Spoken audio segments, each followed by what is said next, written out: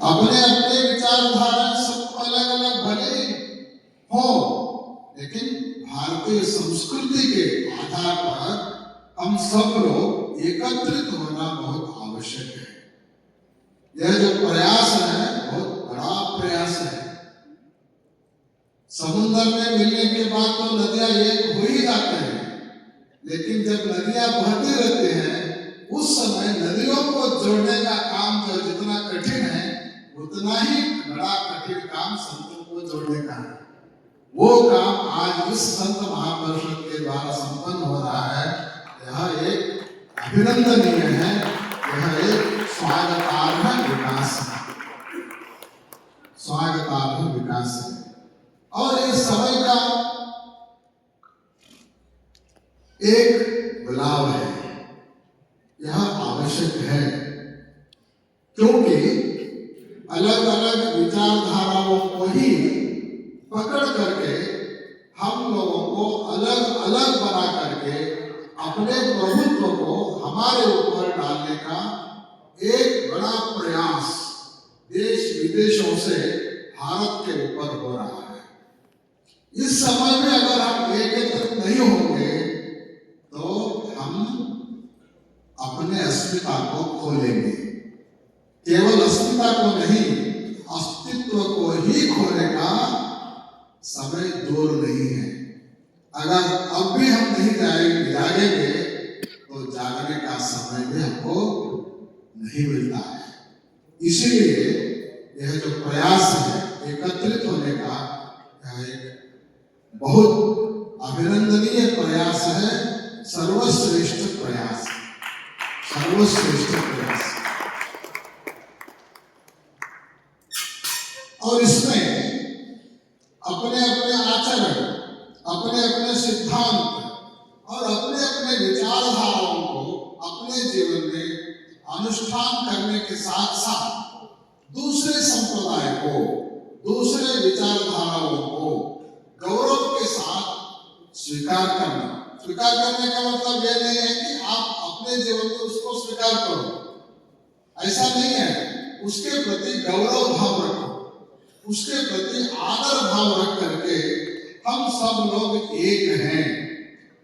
अगर हमारे ऊपर कोई आँच आए तो हम चुप नहीं बैठने वाले, हम सब लोग एक होकर के उसका विरोध करेंगे, उसका खंडन हम करेंगे। यह भाव हम लोगों ने जागृत करने के लिए यह संत महापरिषद का जो प्रयास है यह सराहनीय है, सराहनीय है। और इसके द्वारा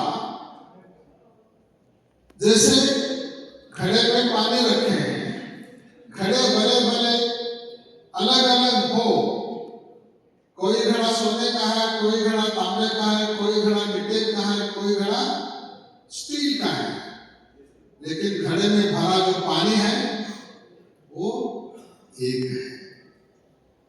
जब तक हम घड़ा देखेंगे तब तक आपस में झगड़ा बना ही रहता है। अगर हमारी दृष्टि घड़े में भरे पानी के अंदर जाएगा, पानी में जाएगा, तो हम समझ लेंगे हम सब लोग एक है, हम सब लोग एक है। अब घड़े के ऊपर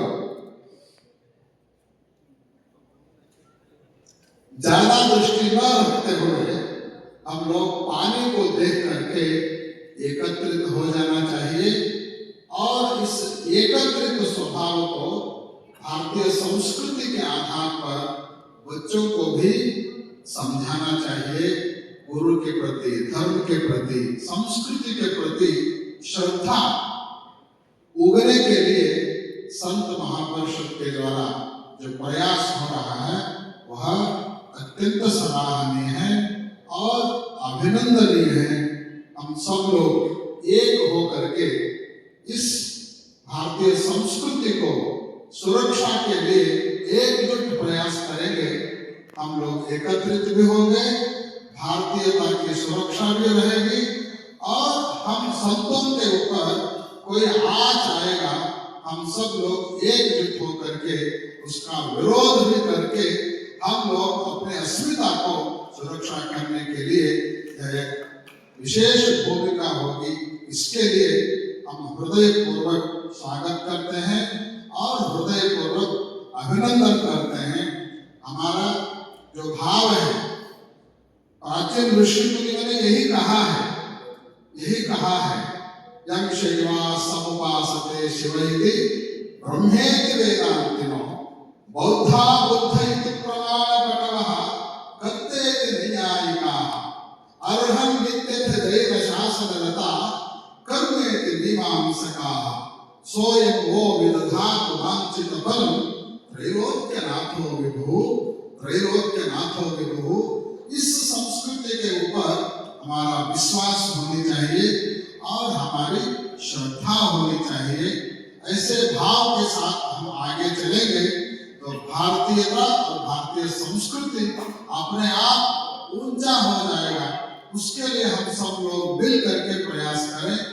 यही विचारों के साथ हम अपने आशीर्वचन को पूर्ण करते हैं और इसके साथ साथ इसके लिए जिन्होंने प्रयास किया, ऐसे हमारे हरिहरपुर के श्रृंगेरी पीठाधिपति जी को, कैलाश आश्रम के पीठाधिपति जी को अनंत अभिनंदन व्यक्त करते हुए इसके लिए अवकाश इस सभा के लिए हमारे दत्तपीठ के गणपति सच्चिदानंद महाराज जी ने व्यवस्था किया, उनको भी विशेष अभिनंदन व्यक्त करते हुए